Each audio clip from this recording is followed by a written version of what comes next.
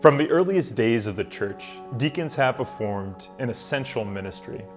They're often called the left and right hand of the bishop, and they reveal Christ's love, especially through service, as Christ laid down his life in service for us. In fact, the word deacon comes from diakonia, which means service in Greek. And this can be service for the poor, but also serving as an assistant to the bishop and priests in their ministries. For example, they can preach, baptize, and preside at weddings. So it is a noble vocation, but is God calling you to be a married deacon?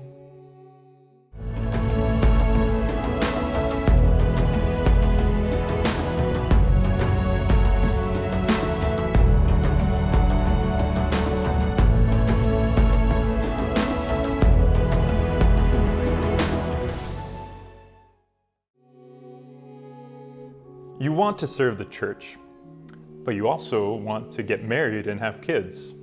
So, is God calling you to be a deacon? Maybe, but you're not married yet, and God is speaking to your heart now.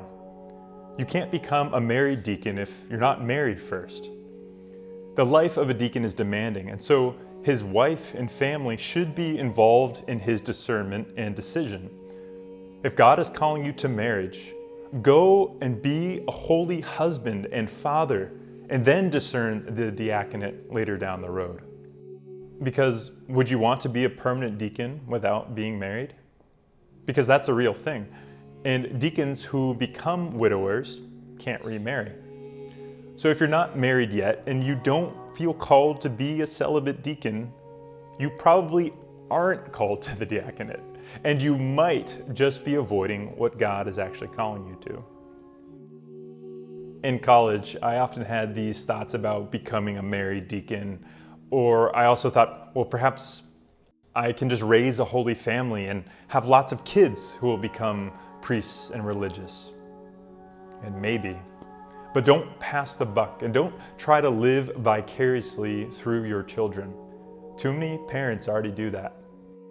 Don't ignore the desire to serve and love God, a desire that He has placed within your heart.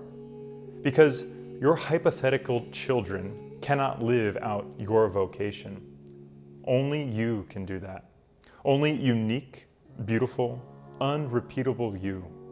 God has a plan for you in this place, in this time, with all the unique experiences and situations and relationships in which He puts you. Only you can do that. Many times as a priest, I hear somebody's confession who says to me, "Forgive me, Father, I've sinned. It's been 50 years, 60 years since my last confession." These people haven't been to confession since before I was born. But in God's providence, He brought us together, and He planned for this from all eternity. I was created for this moment. Even if this were the only priestly thing I did in my whole life, it would be worth it. In God's providence, you are destined to save souls and be His instrument. And as a priest, you could be a mighty instrument.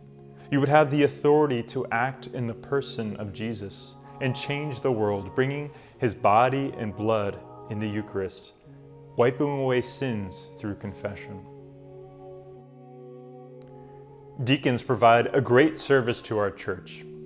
But if God has placed a desire in your heart for ministry now, He's probably calling you to something else. So ask God, what am I being called to now? Next time, we'll talk about our desire to make a difference.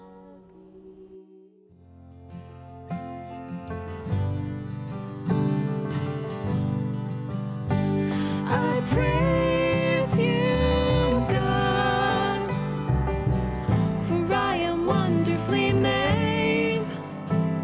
Search me, Lord, see me, God, lead me along an ancient path you have in store for me.